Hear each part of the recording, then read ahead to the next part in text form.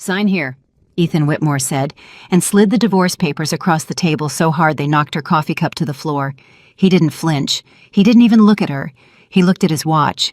If that man's arrogance just made your blood boil, you are not alone. Welcome, and please subscribe to our channel so you never miss a story like this one. Drop your city in the comments right now. I want to see exactly how far this story travels.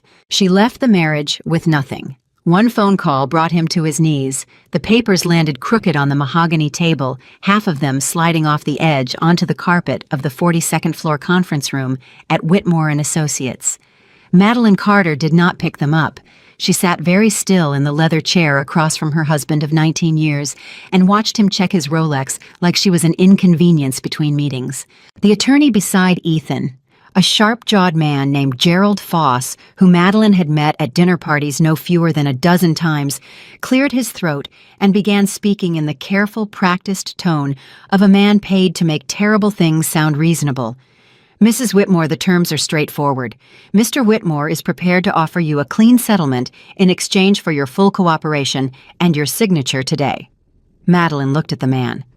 What does the settlement include? Gerald opened a leather folder. The marital home will transfer entirely to Mr. Whitmore, as it was purchased under his corporate holding entity prior to the marriage.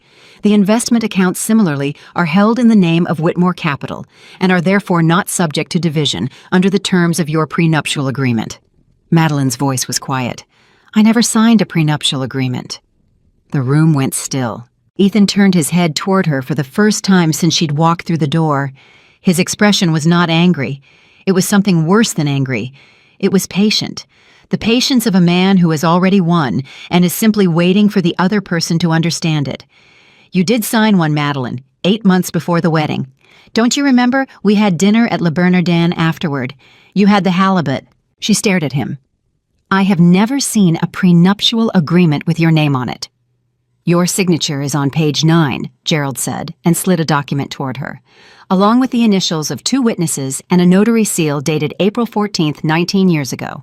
Madeline looked at the page. The signature looked like hers. The handwriting curved the same way.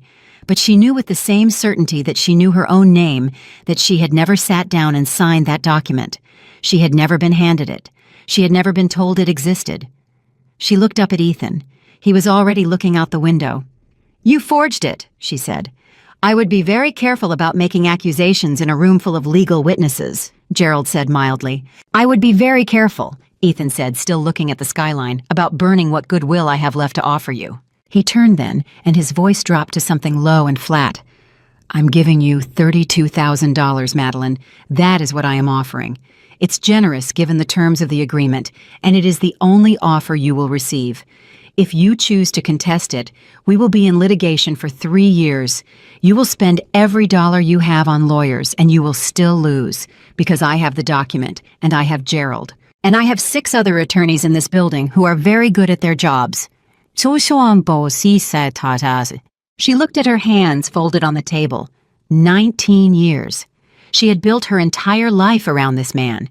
She had turned down a position at a Boston architecture firm the year they married because Ethan said he needed her in New York. She had hosted every dinner, managed every social appearance, remembered the name of every investor's wife and every client's child. She had been his partner in every room that mattered and his ghost in every room that counted. And now he was offering her $32,000 and a signature. What about the apartment on Riverside? She asked. Corporate asset. The cottage in Connecticut. Corporate asset. The account my mother left me when she died. A small pause. Ethan glanced at Gerald. Gerald said the funds from that account were commingled with joint marital assets in 2019. Under New York law, that was my mother's money, Madeline said. Her voice did not shake, but something moved behind her eyes that was not grief and not anger. It was something colder than both. She saved that money her entire life. She lived in the same house for 40 years, and she wore the same winter coat for 15 of them because she didn't believe in waste. And she left it to me, not to a joint account, not to Ethan Whitmore. Mrs. Whitmore, she worked as a school librarian for 31 years, Madeline said, and her voice was steady and precise.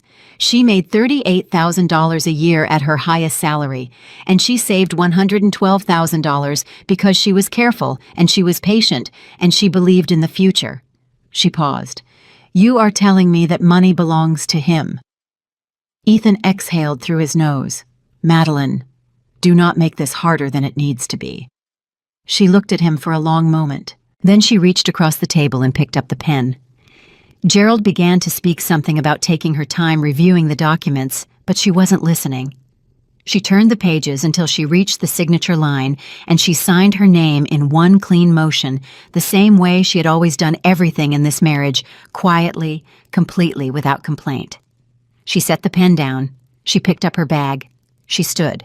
Ethan said nothing. Gerald said, "We will process the wire transfer within 3 business days to the account on file." The account on file was a checking account she'd had since college, and it currently held $14 and some odd cents. She walked to the door. Behind her, she heard Ethan say to Gerald, in a voice that did not bother to lower itself, "Have Monica call the florist. The Riverside apartment needs the winter arrangements changed before Saturday." Monica was 29 years old. Madeline knew this because she had found the credit card statement 6 months ago and had spent 3 weeks quietly confirming what she already understood was true. She pushed through the glass door and walked past the receptionist and pressed the elevator button and stood with her back straight and her face composed until the doors opened and then closed behind her. She stood alone in the elevator. The number above the door counted down from 42. She breathed in. She breathed out. At the lobby, the elevator opened and she walked through the marble corridor and pushed out through the revolving door, and the rain hit her immediately cold and sideways.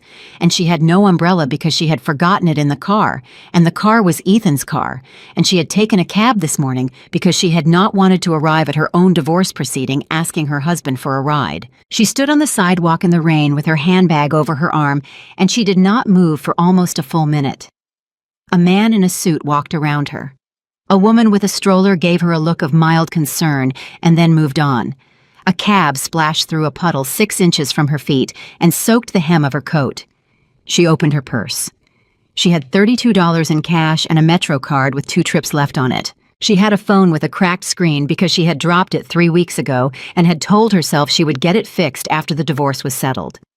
She had a small rolling suitcase that she had packed that morning with what she could fit before the housekeeper arrived because she had not trusted herself to be in that apartment when Ethan came home. She had no credit cards. The cards had been in the joint account, and Gerald had explained in his careful, practiced way that joint credit access would be suspended pending finalization. She pulled out her phone and typed in the name of the cheapest motel she could recall seeing advertised on the subway, and she started walking toward the nearest station, suitcase bumping behind her over the wet sidewalk rain, flattening her hair against her forehead.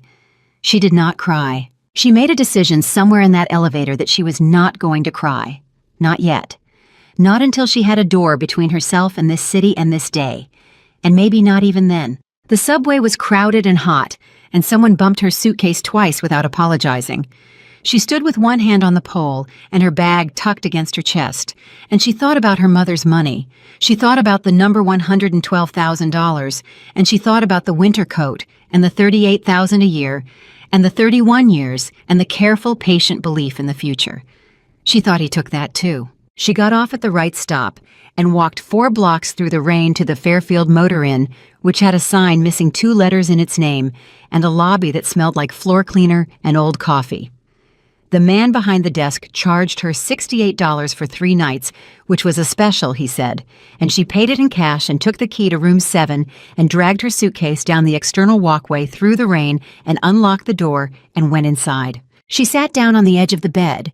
She looked at the wall. She had $32 in her purse. Minus the $68 for the room meant she was now negative $36, except that was impossible, because she had given the man the cash and had it accepted. But in any real sense, she had nothing. She had 3 nights and an empty stomach and a cracked phone and the clothes on her back and whatever was in the suitcase. She opened the suitcase. She had packed her good black dress, which was useless, 2 pairs of slacks, 3 blouses, her grandmother's silver earrings, which were the only jewelry she owned outright, purchased before the marriage, a photograph of her mother, her college diploma which she had taken off the wall of the home office on impulse that morning and had not quite understood why until right now. She held the diploma, Columbia School of Architecture, 1994, magna cum laude. She had been 22 years old, and she had been brilliant, and she had been so certain of the shape of her future.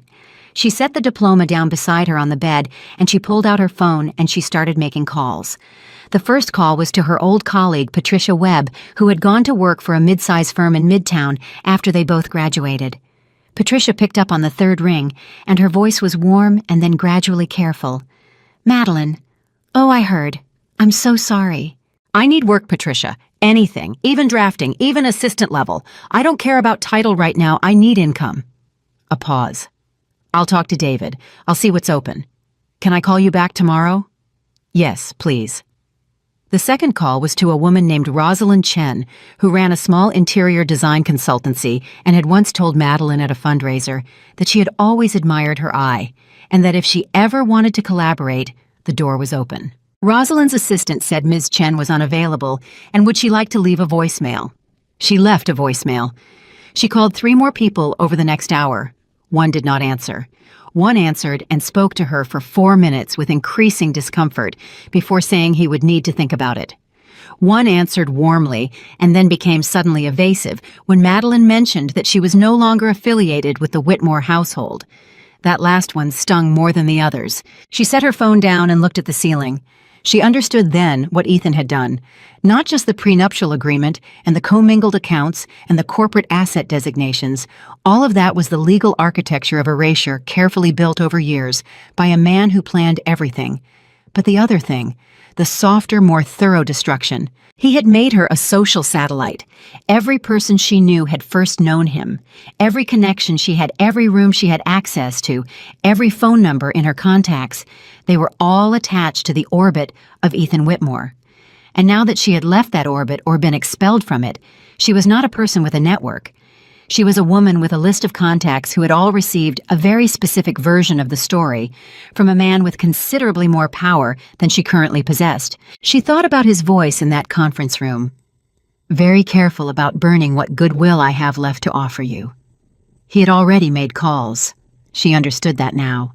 He had already told the story his way. He had already moved the pieces before she even picked up the pen. She lay back on the motel bed and stared at the water stain on the ceiling, and she breathed carefully in and out, and she thought, what do I actually have? She had her degree. She had 19 years of experience managing the aesthetics, the logistics, the relationships of a billion-dollar social world.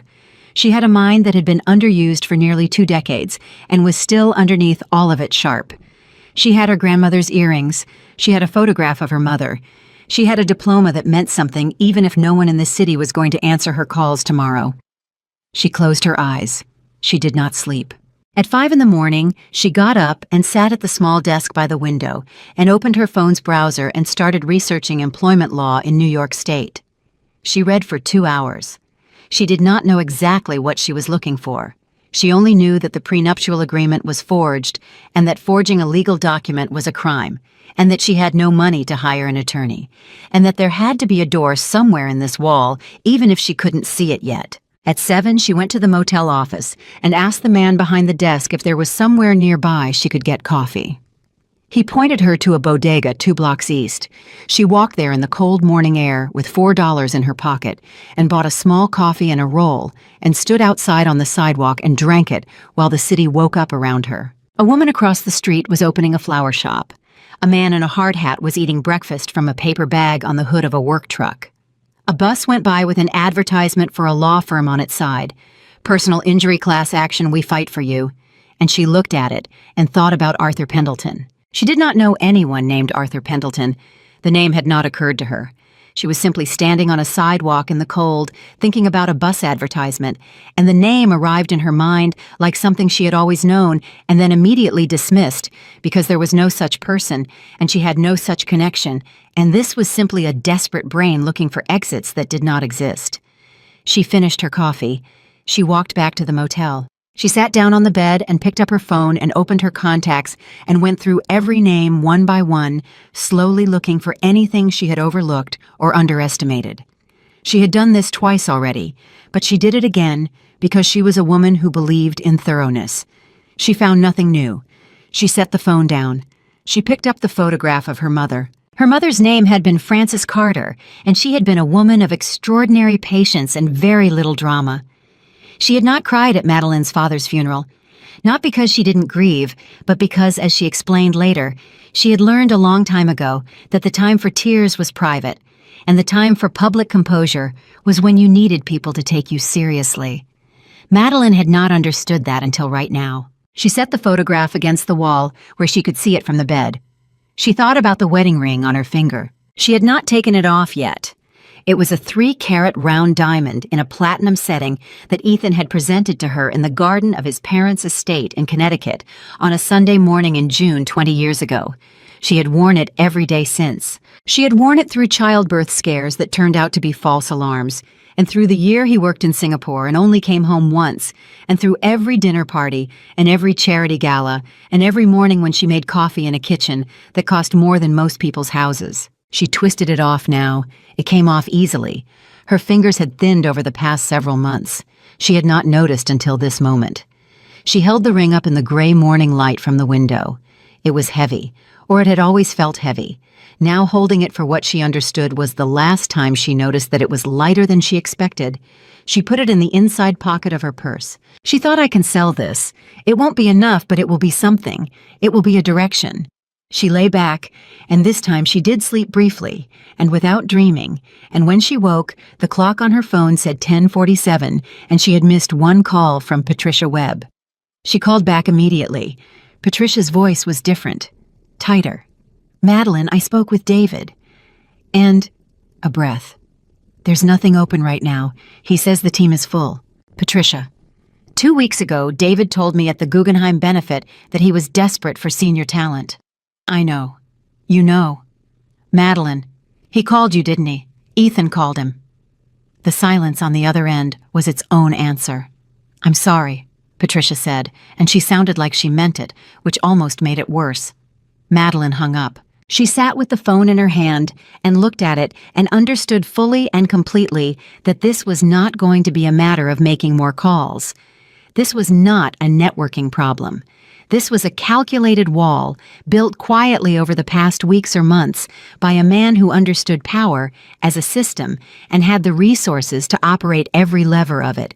He had not just taken her money, he had taken her name. She thought about the ring in her purse. She pulled it out. She looked at it again. There was something wrong with the weight. She had been aware of it and had not let herself think about it, and now she let herself think about it. 3 carats of round, brilliant cut diamond should have a particular heft. She had held enough of her friends' rings over the years, had helped enough of them select settings, had spent enough time adjacent to the world of fine jewelry to know what that weight felt like. This did not feel like that. She took the ring to a jeweler 3 blocks from the motel. She had passed it on the way to the bodega, a small shop with a single glass case and a sign above the door that said, Kowalski's Fine Jewelry Established 1987. The man behind the counter was in his 60s with reading glasses pushed up on his forehead. He took the ring from her without ceremony and put it under a loupe and looked at it for about 45 seconds and then set it down on the counter between them. Cubic zirconia, he said. Good quality, very well cut. Somebody paid a fair amount for this, but it's not a diamond. She looked at the ring. Are you certain? He put it back under the loupe and looked again. Completely. No inclusion's refractive index is off densities wrong. I can run a thermal conductivity test if you want confirmation. She shook her head. She picked up the ring. She put it in her pocket. She walked back out onto the street and stood there in the cold air and breathed. He had given her a fake ring, not just at the end, not a recent substitution. She thought back, tried to remember, wondered if there had been a switch somewhere over the years, a moment when the real stone had been replaced. But she knew she understood with quiet and nauseating clarity that Ethan Whitmore did not do things by accident. He did not make oversights. He planned. And a man who had forged a prenuptial agreement 8 months before his wedding was entirely capable of selecting a very convincing piece of costume jewelry for the proposal and presenting it in a Connecticut garden to a woman too overwhelmed with emotion to think about refractive indices. He had never given her a real diamond. He had given her a performance of a diamond. She stood on the sidewalk, and the grief that she had been holding at bay since the elevator, since the rain, since the conference room table, since the moment he slid those papers across without looking at her, that grief arrived finally in full. But it did not break her. It did something else. It moved through her like a wave through stone, present acknowledged and then gone. And what was left behind was not sadness and not anger and not despair. It was something clean and cold and very, very still. She put the cubic zirconia ring back in her pocket. She walked back to the motel. She sat down at the desk. She picked up her phone. She did not make any more calls to old contacts. She did not look for job listings. She opened the legal research browser tab that she had left open at 5 in the morning, and she went back to where she had stopped reading, and she started again slowly and thoroughly, and this time she was not searching without direction. She was looking for the door. She did not know yet what it looked like. She did not know its name or its dimensions or which wall it was hidden in. But she had spent 19 years in a marriage to a man who believed that control was the same thing as power, and she had spent this morning with a jeweler who had looked at something that appeared to be one thing and identified it precisely and without drama as something else entirely. She understood now that the same principle applied here. Everything Ethan had shown her, the settlement, the prenuptial agreement, the wealth, the ring, had been a performance. A very convincing, very expensive, very well-planned performance. And performances, she thought, have an architecture. And architecture has points of failure. She read until the light outside the window changed, and the motel's single parking lot lamp flickered on in the early dark. And she had not eaten since the roll at 7 in the morning, and she did not notice. She read. And somewhere in the city, 27 floors above street level, in an office she did not know, existed a man named Arthur Pendleton was holding a file with her name on it. He had been holding it for 3 days. He had been waiting for exactly the right moment to make a call. He looked at his phone. He looked at the file. He dialed. The phone rang 4 times before she answered it. She had been asleep or something close to it. The thin, shallow half-sleep of a person whose mind refuses to fully release, and the sound pulled her up sharp, and she grabbed the phone off the nightstand before she was fully awake, some buried reflex hoping it was Patricia calling back with better news, or anyone calling back with any news at all. The number on the screen was unknown. She answered anyway. Mrs. Whitmore, Carter, she said automatically. Madeline Carter. A brief pause on the other end, then with what she registered as genuine respect. Of course, Miss Carter, my name is Arthur Pendleton. I apologize for the late hour. I was wondering if we might speak. She sat up and looked at the clock. It was 11:47 at night. She had been asleep for less than an hour. How did you get this number? She asked. I have been attempting to locate you for several days, he said. I understand this call is unexpected. I also understand that you are likely exhausted and that this is not an ideal time, but I would ask you to give me 3 minutes, Ms. Carter. What I have to tell you is something you will want to hear. She did not hang up. She pulled her knees to her chest and sat in the dark of the motel room with the cracked phone against her ear, and she said, 3 minutes. Go. Not tonight, he said quietly. Not over the phone. I would ask you to meet me in person. Tomorrow morning, if you're willing. I have an office on Lexington at 53rd, 9 o'clock. What is this regarding?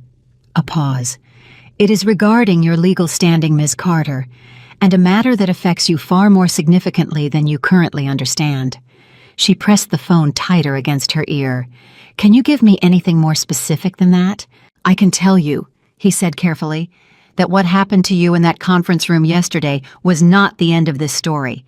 I can tell you that Ethan Whitmore made a mistake 19 years ago that he has never corrected, and that the correction is entirely in your hands.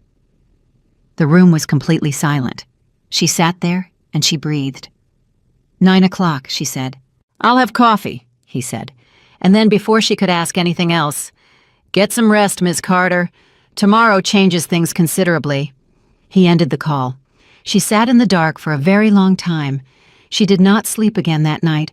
She lay on top of the covers with her eyes open and her mind running, turning the call over and looking at it from every angle, looking for the trap. Because there was always a trap. She had learned that now.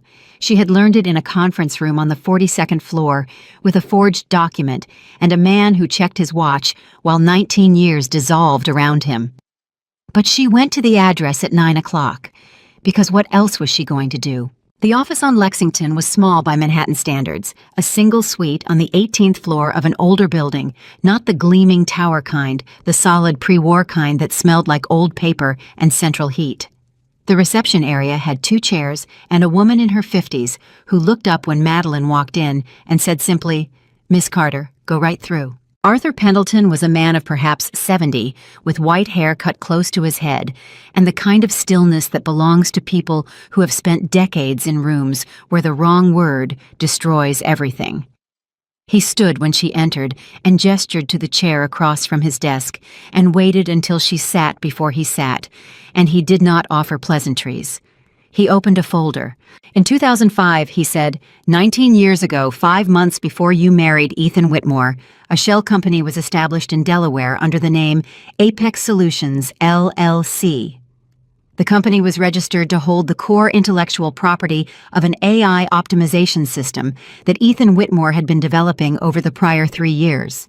The system, which at the time existed only as a prototype, was assigned to Apex Solutions pending patent approval. Madeline listened.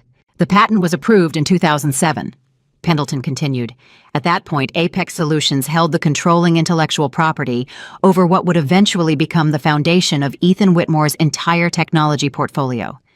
Every product line, every licensing agreement, every subsidiary, all of it sits on top of that original patent. "I don't understand what this has to do with me," Madeline said. Arthur Pendleton turned the folder toward her. "Because you," he said, "are the sole registered owner of Apex Solutions, LLC. The silence in the room was absolute. She looked at the document.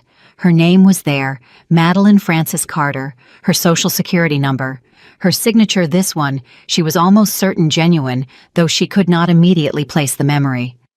"That's not possible," she said. "It is not only possible," Pendleton said. "It is the legal reality. When Ethan Whitmore established Apex Solutions, he placed it in your name.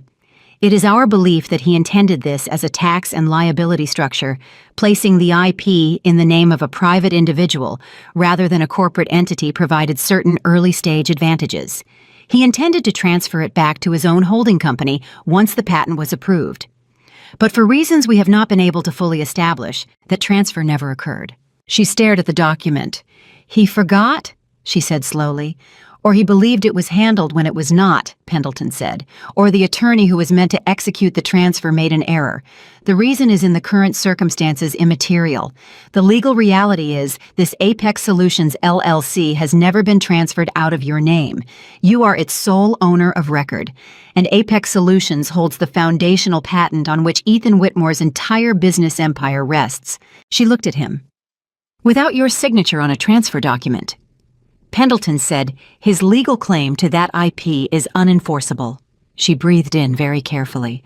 "How is this only coming to light now?" "It isn't entirely," Pendleton said. "I have been aware of this situation for some time. I represented a former business partner of Mr. Whitmore's in a dispute several years ago, and the structure of Apex Solutions came to my attention during that proceeding. At the time, the information was not relevant to my client's case, but I retained the documentation. When I heard what happened at your divorce proceeding—" "How did you hear about my divorce proceeding?" A small pause. "Manhattan is a smaller city than it appears," he said, "and I have been watching the situation for some time, waiting to see whether you would need this information." She looked at him steadily. "And now you've decided I need it." "I think," he said carefully, "that what you need right now is the truth.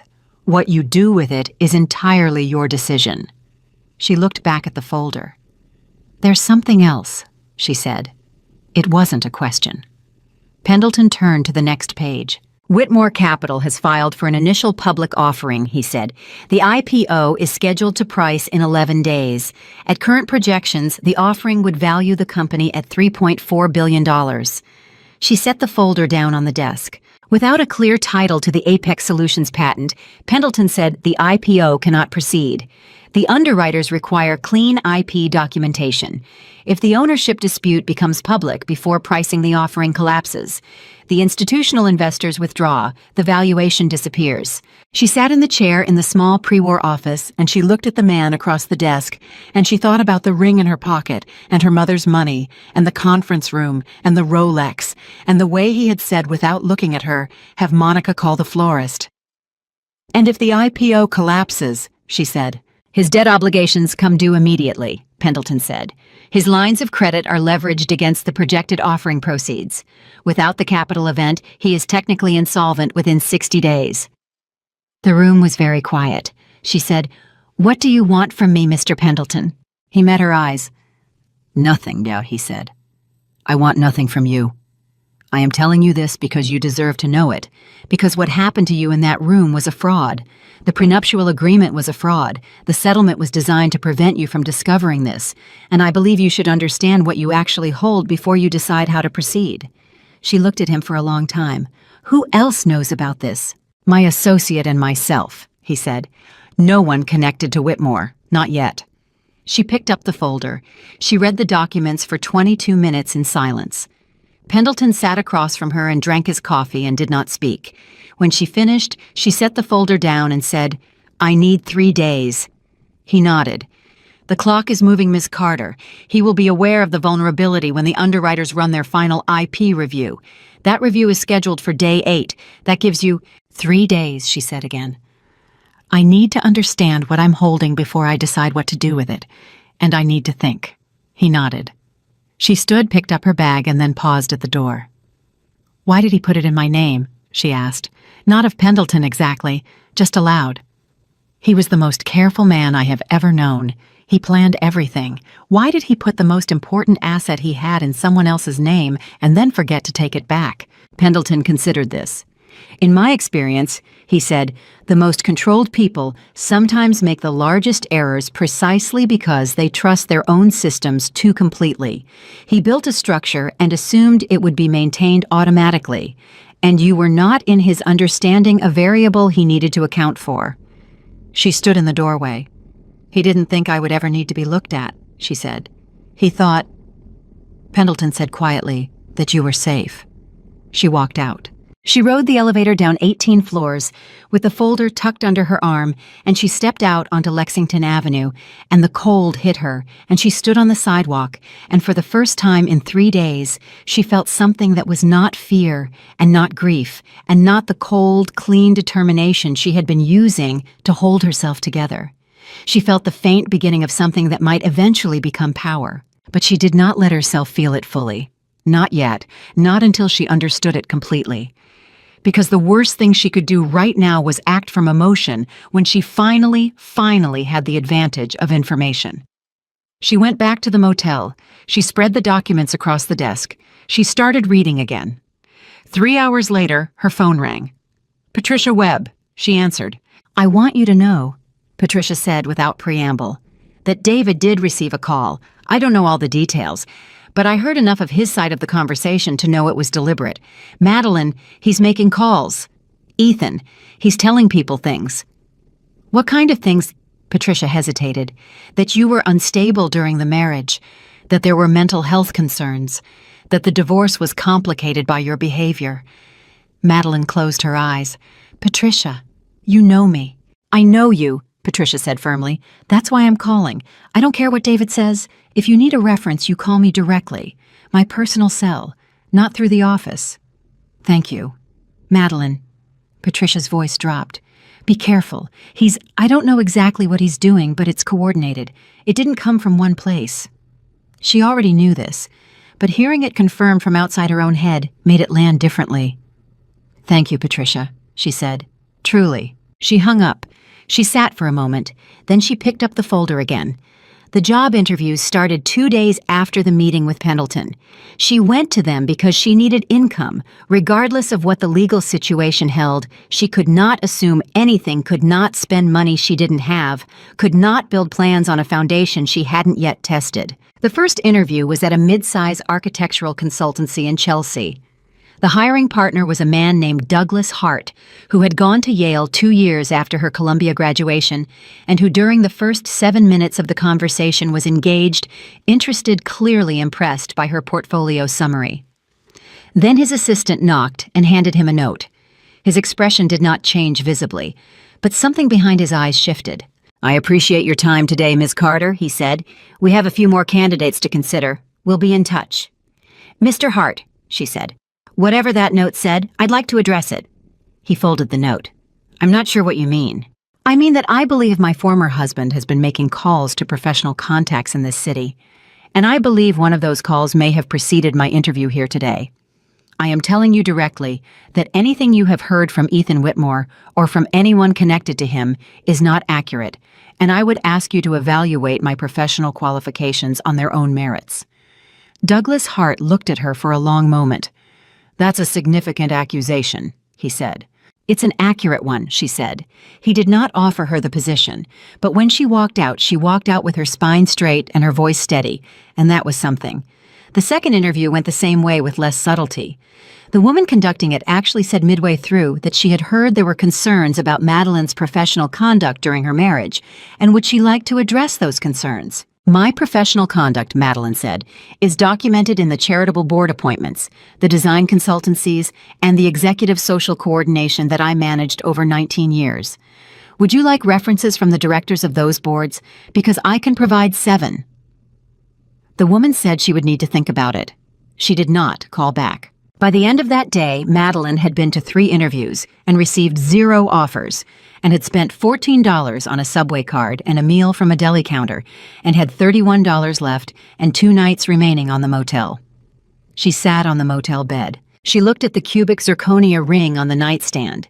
She had been carrying it in her pocket, and she had stopped because the weight of it, the lightness of it, the fraudulence of it, had started to feel like something she was choosing to carry, and she didn't want to choose it anymore. She looked at it for a long time. She thought about what Pendleton had said. He thought you were safe.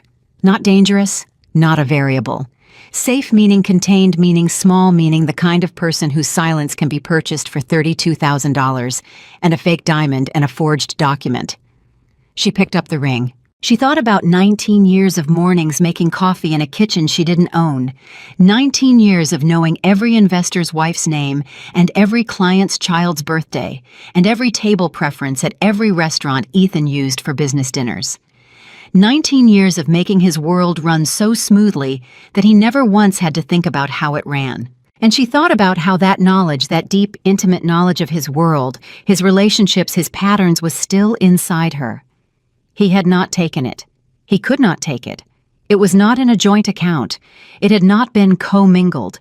It was hers completely and entirely.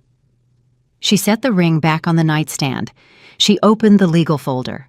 On day 5, exactly 6 days before the IPO pricing, her phone buzzed with a text from an unknown number. 12 words. "We know you met with Arthur Pendleton. We would like to talk." She stared at the message. She did not respond. 2 hours later, the phone rang. She answered.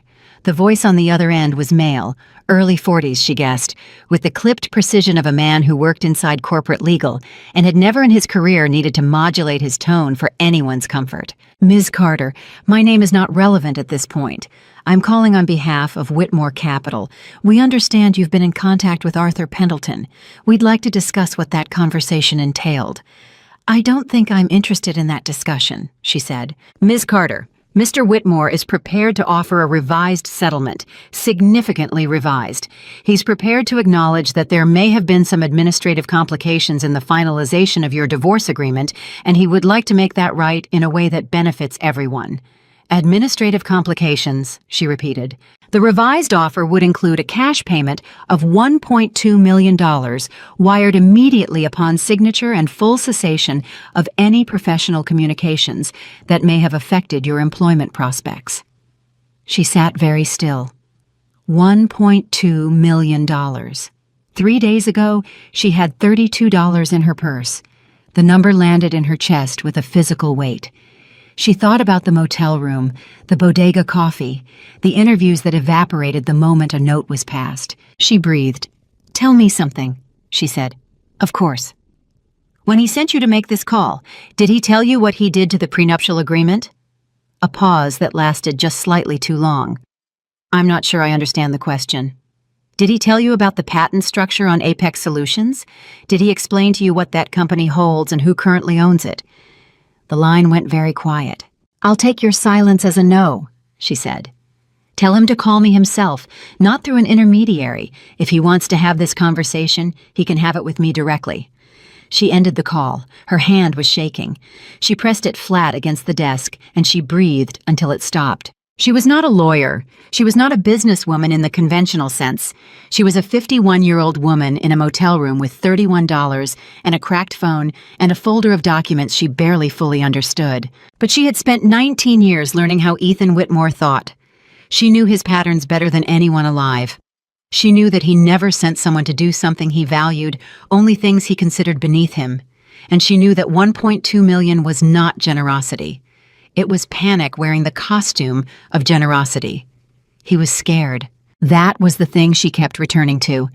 The thing she had not allowed herself to fully feel until right now, sitting in room 7 of the Fairfield Motor Inn, with rain beginning again outside the window, the same rain as the day this started.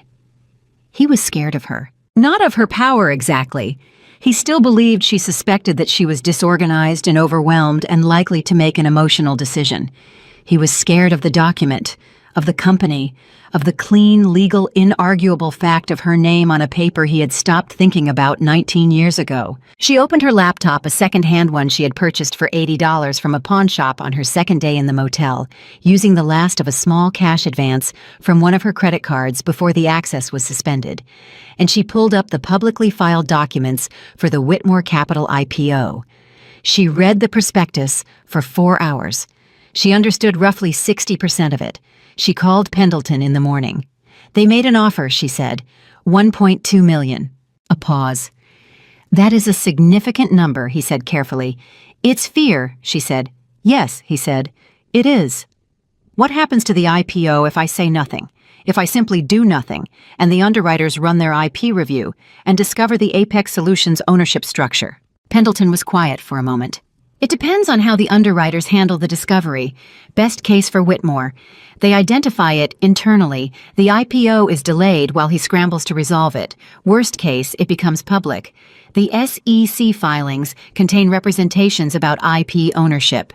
If those representations are materially inaccurate, it's fraud, she said. It is a significant exposure, he said carefully. Whether it rises to fraud depends on intent on when he knew on a number of factors that would be resolved in litigation. She thought about that. He always knew, she said. He's Ethan Whitmore. He doesn't not know things. He made a mistake and he buried it, and then he decided that divorcing me quietly and erasing me was cleaner than correcting it. Pendleton did not respond to that directly, which was its own kind of answer. She looked out the window at the wet parking lot. I'm not signing anything for $1.2 million, she said. Miss Carter, I built 19 years of my life into that empire. My mother's money went into joint accounts that funded his early ventures. Every contact he leveraged, every dinner he hosted, every relationship he maintained, I built those. I was the infrastructure, and I did it because I believed in the partnership. She paused. $1.2 million is what he pays someone to go away. I am not someone going away. Pendleton was quiet. What are you thinking, Ms. Carter? He asked. She looked at the folder on the desk, at her name on the page, Madeline Frances Carter, sole registered owner. I'm thinking, she said, that it's time he came to the table himself. She picked up the cubic zirconia ring from the nightstand. She held it up in the morning light. It caught the light the way a diamond would almost exactly. Beautiful and perfectly calibrated and entirely false. She thought about this prospectus, the IPO. $3.4 billion built on a patent that lived in her name in a Delaware filing cabinet. She thought about her mother in the same winter coat for 15 years. She set the ring back down. She picked up her phone. She called Pendleton back. I want to meet with him, she said. Not his attorney, not a representative, him. And I want to choose the location. Miss Carter, are you certain you want to? He thinks, she said, that the difference between us is that he has resources and I don't. He thinks the settlement was a conclusion. I want him to understand that it was a beginning, and I want him to understand that sitting across a table from me." A pause. "I'll reach out," Pendleton said. She hung up. She stood up from the desk. She walked to the small mirror above the motel dresser, and she looked at herself. The circles under her eyes, the slightly hollow quality of a person running on adrenaline and bodega, rolls the hair she had pinned back without products because she had not packed products. She looked at herself for a long time. She thought about the garden in Connecticut, the Sunday morning in June, the ring in a velvet box, and a man on one knee, and a woman who believed everything she was seeing was real. She thought about what she knew now that she didn't know then.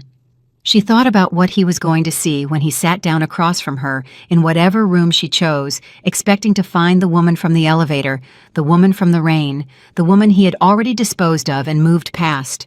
She was not that woman anymore. She was not sure she had ever been that woman, not entirely. She thought maybe she had been somewhere underneath it the whole time. The magna cum laude who turned down Boston, the daughter of a librarian who wore the same coat for 15 years, the woman who had signed those papers quietly and walked out with her spine straight, because she had known even then that the papers were not the end. She straightened her hair, she picked up the folder, she picked up her phone. And outside in the wet parking lot, the morning was already moving, the city already turning, and somewhere in a glass tower on the Upper West Side, Ethan Whitmore had just received a message from his attorney that said 3 words. She said no, and the first crack appeared in the foundation of everything he had built on her silence. The message came back through Pendleton in less than 2 hours. That speed told her everything. A man who is not afraid takes his time. A man who is not afraid lets the other side wait, lets silence do the work, lets the power differential speak for itself. Ethan Whitmore had spent his entire career understanding exactly that principle. He had used it in boardrooms and courtrooms and across dinner tables for 30 years. The fact that his response came back in under 2 hours meant he was no longer operating from strength. Pendleton called at 11:40 in the morning, and his voice had a quality she had not heard in their previous conversations, something cautious underneath the professional calm. "He will meet," Pendleton said. "His attorney has proposed a private conference room at their office, the day after tomorrow, 9 in the morning." "No," she said. A pause. "Ms. Carter, his office, his territory, his table. That is not a meeting. That is a surrender choreographed to look like a negotiation." She had thought about this. She had lain awake thinking about very little else. "I will choose the location, and it will not be a law office. He will not agree to anything without legal counsel present. He can bring counsel. I don't care who is in the room. I care where the room is." Another pause. She could hear Pendleton thinking. "What location did you have in mind?" he asked. She had been thinking about this since the night before turning it over, testing different ideas against what she knew of Ethan's psychology. He needed to feel in control even when he wasn't. He performed dominance the way other men breathed automatically without thought. Any location that was visibly neutral would feel to him like a concession he could spin.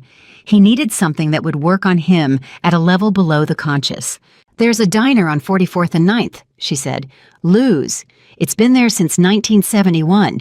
We went there once years ago, before the money, before the company. We had coffee at the counter, and he told me about the AI patent system he was developing, and I told him it was going to change everything." She paused. "He remembers that. He has a very precise memory. He will know exactly what I am saying by choosing that place." Pendleton was quiet. "You want him off balance," he said. "I want him human," she said. "I want him in a room where he cannot perform being Ethan Whitmore because the room doesn't accommodate the performance. I want him sitting across from me without the architecture of his power around him." "He will try to refuse. Tell his attorney to explain the IPO timeline to him again," she said, "and then ask him again." Ethan agreed by 3 o'clock that afternoon. She knew he would. She hung up and sat with the folder in her lap, and she allowed herself for exactly 30 seconds to feel the thing she had been holding back. Not triumph. It was too early for that, and she had learned viscerally and at great cost not to celebrate positions that hadn't yet been tested. but something close to it. The feeling of a gear catching, the feeling of something that had been locked beginning very slowly to turn. Then she closed the folder and went back to work. She spent the rest of that day and most of the following one doing something she had not done in 19 years. She called people who owed her nothing and asked them for help. Not the social contacts, not the professional network that Ethan had poisoned. She went further back, college classmates, architecture professors she had stayed tangentially in touch with through alumni newsletters. A woman named Gloria Reyes, who had been her closest friend in graduate school and who now ran a legal aid nonprofit in Brooklyn, and who, when Madeline finally tracked down her direct number and explained in clean, precise terms what had happened, said without hesitation, "Tell me what you need."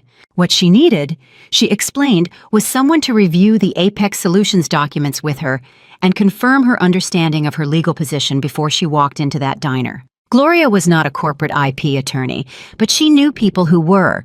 She made 4 calls in the time it took Madeline to drink a cup of coffee, and by 7 that evening, Madeline was on the phone with a man named James Okafor, who was a partner at a firm that specialized in IP litigation, and who spent 1 hour and 19 minutes walking her through the exact contours of what she held. His verdict was precise. "The ownership is clean," he said. "There is no ambiguity in the filing. You are the sole registered owner of Apex Solutions, LLC. The patent assignment to Apex Solutions is recorded and searchable.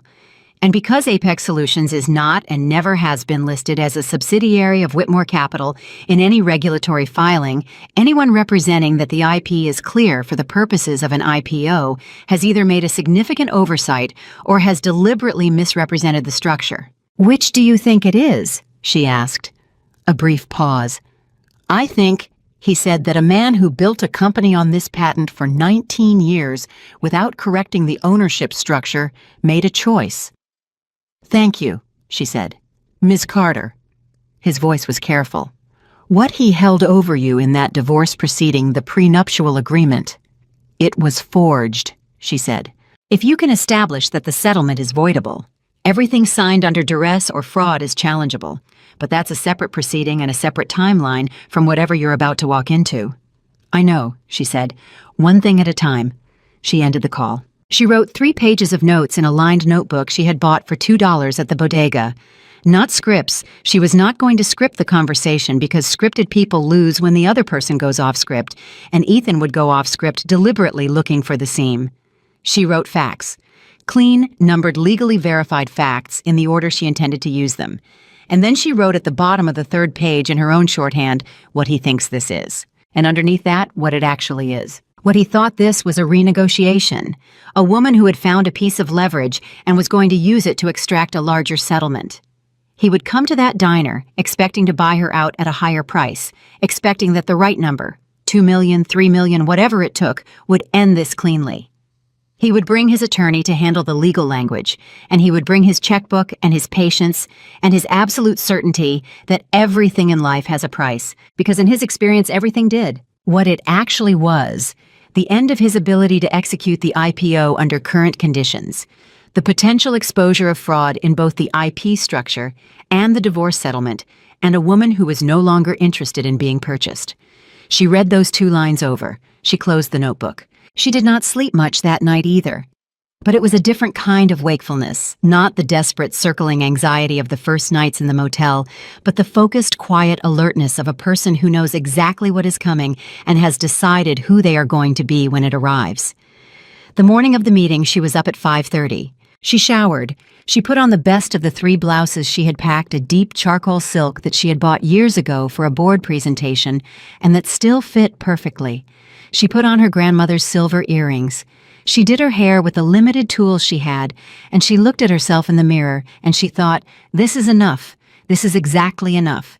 She arrived at Lou's Diner at 8:47. She chose a booth in the middle of the room, not a corner, not a window seat, not anywhere that could be construed as either exposed or sheltered. She sat down and ordered coffee, and she waited. Ethan arrived at 9:03, which was deliberate. She knew it was deliberate. 6 minutes late was his standard calibration for expressing that his time was the more valuable commodity. He came in with Gerald Foss at his shoulder and a man she didn't recognize who carried a briefcase and had the look of a junior attorney deployed to take notes. Ethan looked around the diner once. His expression did not change, but she saw the slight adjustment behind his eyes when he registered the location, the Formica tables, the coffee cups, the smell of eggs and toast, and 40 years of the same routine. He registered it, and he filed it, and he did not let it touch his face. He slid into the booth across from her. Gerald and the junior attorney pulled 2 chairs from a neighboring table. For a moment, nobody spoke. Ethan looked at her. She looked at him. She noticed in a way she had not allowed herself in the conference room because she had been in shock that he looked older than she remembered. Not older than he was. She knew exactly how old he was. She had attended every birthday for 19 years, but older than the person she carried in her mind. The perfectly assembled armor of his expensive suit and his close haircut and his precise posture could not quite cover the fact that he had not been sleeping well. There were shadows she recognized. She had her own. Madeline, he said. Ethan, she said. Gerald cleared his throat. Perhaps we might begin by— In a moment, Ethan said without looking at him. He was still looking at her. I want a moment. Gerald subsided. Ethan leaned back slightly in the booth, and he looked at her with the expression she knew best from him, the one that said he was calculating, processing, deciding which version of himself this situation required. You look well, he said. You look tired, she said. A micro-expression moved across his face, something that in another man she might have called a flinch. You chose this place deliberately, he said. Yes. We were 26 years old, he said. You had a hole in your coat. I had $40 in my wallet and I ordered the most expensive thing on the menu, and then I had to borrow $5 from you to cover the tip. She remembered. She had forgotten that she remembered, and then the memory arrived whole and sudden. He had been so embarrassed. It had been one of the only times she had ever seen him embarrassed, and she had thought then that it was the most honest thing she had ever seen from him. You never paid me back, she said. Something shifted in his face. For exactly 1 second, one clean, unguarded second, he looked like the man from that story. The man with $40 and a borrowed $5 and something to prove. Then the armor came back. Madeline, he said, I understand you've been speaking with Arthur Pendleton. I have. And I understand that he has shared certain documents with you that pertain to the early IP structure of the company. He has. Then you understand, Ethan said, and his voice was very controlled, that what you are holding is not what it appears to be. The Apex solution structure was an administrative framework. It was always intended to be transferred. The fact that the paperwork was never completed does not constitute a legitimate ownership claim. She looked at him. James Okafor disagrees, she said. The name landed. She watched it land. Gerald's pen stopped moving. The junior attorney's head came up. Ethan's jaw tightened by a fraction. James Okafor was, she had learned from Gloria the previous evening, one of the 3 or 4 most respected IP litigators in the state. He had won cases against Fortune 500 companies. His name in this context was not a name, it was a declaration of seriousness. You retained Okafor, Ethan said. I spoke with Okafor, she said. The distinction may matter to you later. Gerald leaned forward. Ms. Carter, regardless of what anyone has told you, any legal action to assert ownership of Apex Solutions would be an enormously complicated and expensive undertaking. The litigation timeline alone would encompass the IPO pricing date, she said. Gerald stopped. By my count, she said, you have 9 days until the IPO prices. The underwriters require clean IP documentation. If a formal ownership dispute is filed on record before the pricing date, the underwriters will pull back. The institutional investors will pull back. The offering collapses. She paused. I have done the math, Gerald. I assume you have too. The booth was very quiet. Ethan was looking at her with an expression she could not fully read. It was not the expression from the conference room, that patient, already won composure. This was something more complicated. She thought it might have been if she gave it its proper name respect. The reluctant, unwilling, deeply uncomfortable respect of a man confronting something he failed to anticipate. What do you want? He said. She had been waiting for those words for 5 days. She let them sit for a moment. "Before I answer that," she said, "I want to put something on the table between us." She reached into her bag and set the cubic zirconia ring in the center of the Formica table. Ethan looked at it. 3 carats, she said. "Or that's what you told me. Do you remember what you said when you gave it to me in the garden? You said your grandmother had a diamond that she left in a safety deposit box for the woman who married you. You said this was that diamond." Ethan said nothing. "It's cubic zirconia," she said. "A jeweler on Tremont Avenue confirmed it. Very well cut, high quality. Someone spent real money on a very convincing fake." She paused. "Just like the prenuptial agreement." Gerald said, "Miss Carter, I would urge you to be careful about—" "The prenuptial agreement carries a notarized signature," she continued, speaking only to Ethan, "with my initials on every page. I have never seen that document before the day in your conference room. I did not sign it. I did not initial it. I do not know who did, but I know that I did not, and I know that you know that I did not, and I know that a handwriting analyst would confirm what I know." She paused. "Which means the settlement I signed under that agreement was obtained by fraud." The diner moved around them, a waitress refilling coffee at the next table, the bell above the door when someone came in, the low hum of a Tuesday morning in a city that did not pause for anyone's crisis. Ethan sat very still. "You are going to file suit," he said. It was not a question. "I am telling you what I have," she said. "I am not telling you yet what I intend to do with it. Those are 2 different conversations." His attorney Gerald started to speak again, and Ethan held up one hand without looking at him, and Gerald stopped. "What do you want, Madeline?" he said again. And this time, it was different. Stripped of the performance, quieter something underneath it that sounded almost like the question was costing him something to ask. She picked up the ring from the table and put it back in her bag. "I want you to understand something first," she said. "Not as a legal position, not as a negotiating tactic. I want you to understand it as a fact." She looked at him steadily. "I built your world. I am not exaggerating, and I am not being sentimental. Every connection that became a contract, every dinner that became a partnership, every investor who trusted you because his wife trusted me, I built that. I did it because I believed we were building something together. And I did it because I am very good at it. And I did it without complaint or recognition for 19 years, because I was raised by a woman who understood that the work matters more than the credit." She paused. "And then you gave me $32,000 and a forged document and a fake diamond, and you told your colleagues I was unstable." Ethan's jaw moved. "I know about the calls," she said. "Patricia Webb, Douglas Hart. I know the language you used. Mental health concerns, complicated behavior. I know Ethan. I want you to know that I know." "Madeline, I'm not finished." Her voice was quiet and absolutely steady. "You called those people before the ink was dry on my signature. You were already on the phone before I got to the elevator. You planned it before the meeting. You built the wall before you handed me the papers, because you needed me to have nowhere to go. You needed me to be completely isolated so that I would take the settlement and disappear." She paused. "The question I keep coming back to is whether you always planned it this way, or whether the Apex Solutions issue changed your timeline." The silence stretched. Gerald shifted in his chair. And then Ethan did something she had not expected. He sent Gerald away. "Give us a few minutes," he said. "Ethan, I strongly advise—" "Gerald." His voice was flat. "Take Thomas and get coffee at the counter. I'll call you back in 10 minutes. Gerald and the junior attorney exchanged a look and stood and walked toward the counter. She watched them go.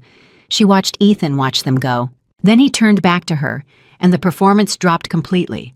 Not the armor, not the calculation, but the entire architecture of control that she had lived alongside for 19 years. And what was underneath it was a tired man in a diner who had borrowed $5 for a tip 30 years ago and had spent every year since becoming someone who would never need to borrow $5 again, and had paid for that transformation with everything that had once made him human. "I didn't plan it from the beginning," he said. She said nothing. "The Apex Solutions issue, I became aware of it 4 years ago. A routine audit. My CFO flagged it. By then, the company was already leveraged against the IPO structure, and correcting it would have required disclosures that—" He stopped. "It would have been complicated."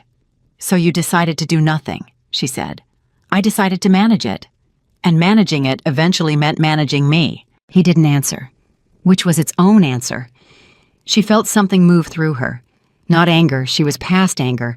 Not grief that had burned through in a motel room over a jeweler's verdict and a cup of bodega coffee. Something quieter. The recognition of a thing seen clearly for the first time. "You were always afraid of me," she said softly. "Not of me personally, of what I represented. Of owing something you couldn't quantify. You could build a company and value it to the dollar. You couldn't value 19 years of someone knowing you before you were worth knowing." He looked at the table. "And that scared you," she said. "So you decided I was worth nothing, because if I was worth nothing, you didn't owe me anything, and if you didn't owe me anything, you could walk away clean." When he looked up, his eyes were flat and controlled again. The moment had closed. "My attorneys are going to argue," he said, "that the Apex Solution structure does not constitute valid ownership for the purposes of IP claim. They will argue administrative error. We will tie this up for years." "I know," she said, "but you won't have years. You'll have 9 days." He looked at her. "There is something I haven't told you yet," she said, "about Apex Solutions, about what I've done in the past 48 hours. She reached into her bag and set a second document on the table. Not the original folder, a copy with specific pages bookmarked. "I have retained James Okafor," she said. She had not retained him. She could not afford to retain him, not yet, but the word would reach Ethan as the truth it was intended to be, because within 24 hours of this meeting ending, she intended to make it true. He has reviewed the full Apex Solution structure and has confirmed the validity of the ownership claim.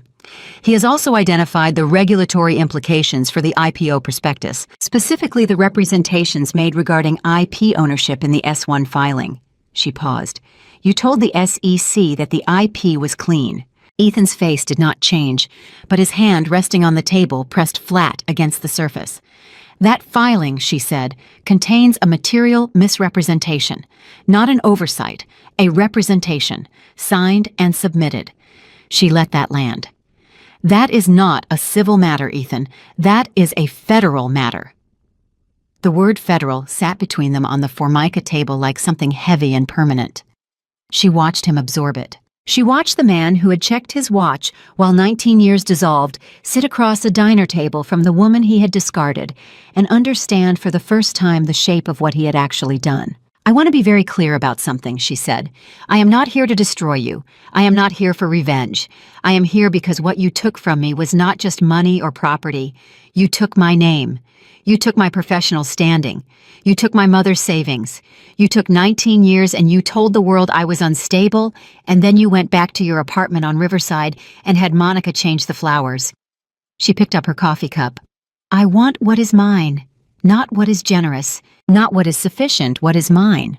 "And what," he said carefully, "do you consider to be yours?" She looked at him, and she told him.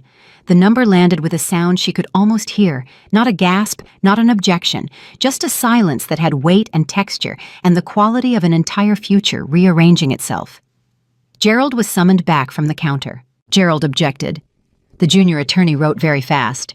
Ethan sat with his hands flat on the table and his eyes on her face and said nothing, while his attorney objected on his behalf. She waited. She had not ordered anything except the coffee. She picked it up and drank it and waited. When Gerald finished, she said, "You have until the day after tomorrow, not to negotiate, to decide. The only negotiation available is the one I have just described. If I don't have your answer by Thursday morning at 9, I file with Okafor that afternoon. The underwriters will know by Thursday evening.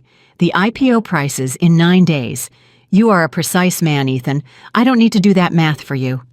She picked up her bag. She stood. She looked at him one final time. He was looking back at her with an expression she had never seen on his face in 19 years of knowing him.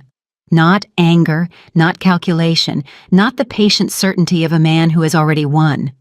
Something she could only describe as the expression of a person seeing another person for the first time, and finding the sight of them considerably more formidable than expected.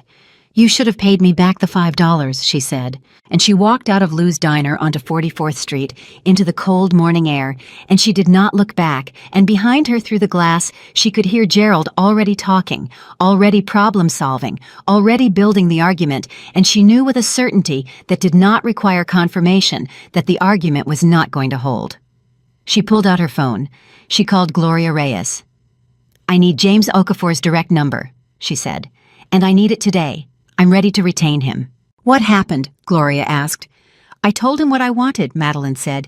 And now we wait," she said, "but not for long. He's not a patient man. He never was." She paused. "He'll call by tonight. Maybe sooner." "How do you know?" She thought about his hands flat on the table. She thought about the word federal sitting between them on the formica.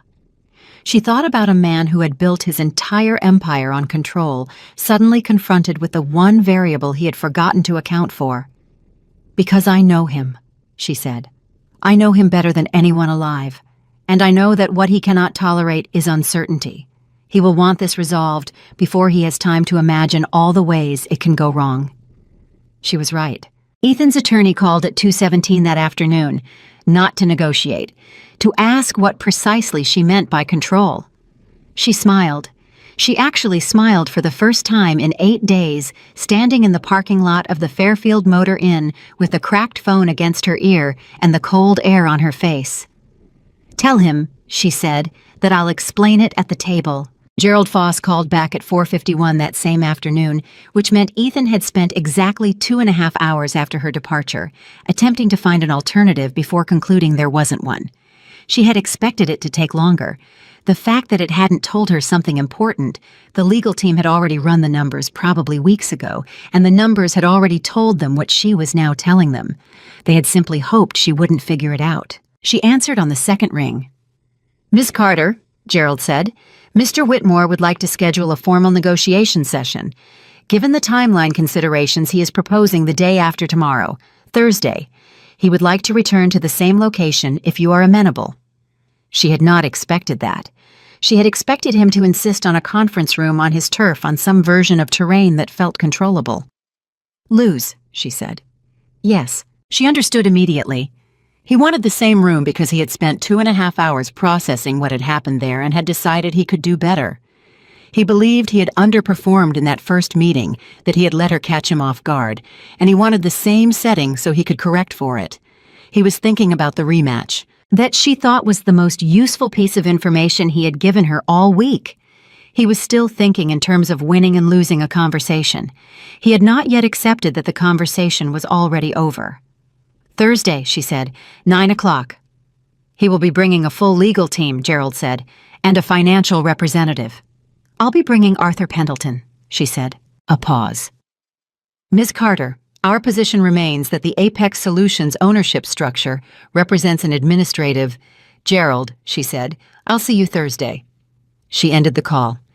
She sat in the motel room and she breathed for a moment, and then she picked up the phone again and called Pendleton and told him the meeting was Thursday and asked if he would come.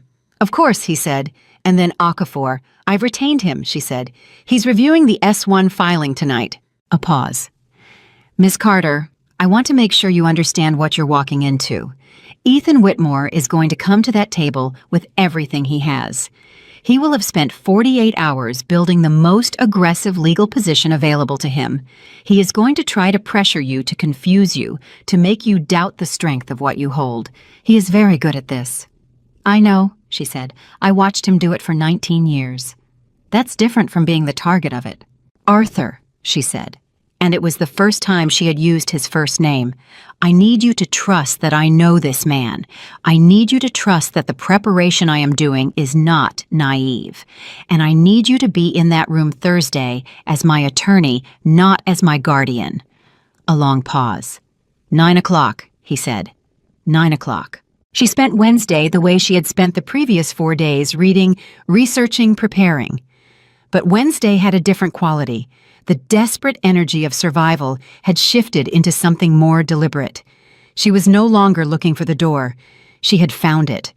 Now she was thinking about what happened after she walked through it.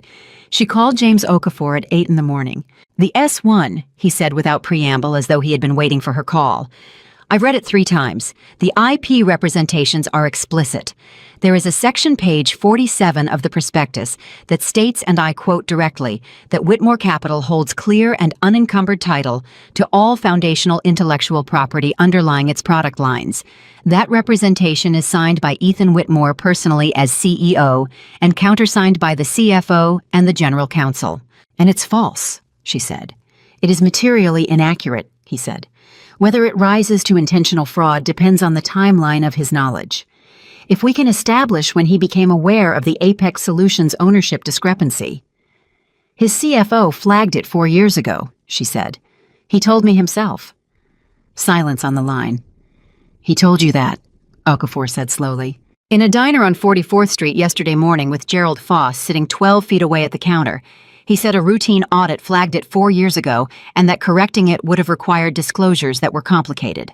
Another silence. Ms. Carter, Okafor said, and his voice had changed, sharpened, tightened the way a person's voice changes when they understand that the case they thought they were handling has become something considerably larger.